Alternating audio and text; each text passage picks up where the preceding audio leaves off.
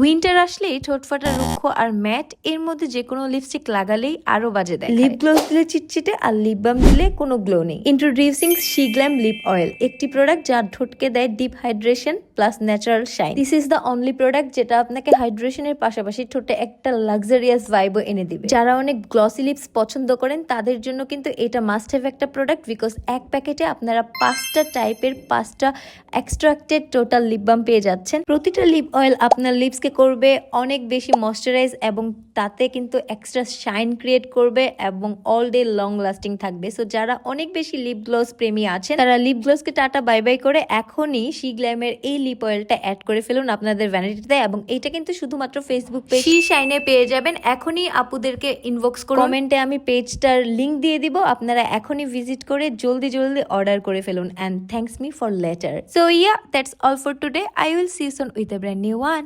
Tata!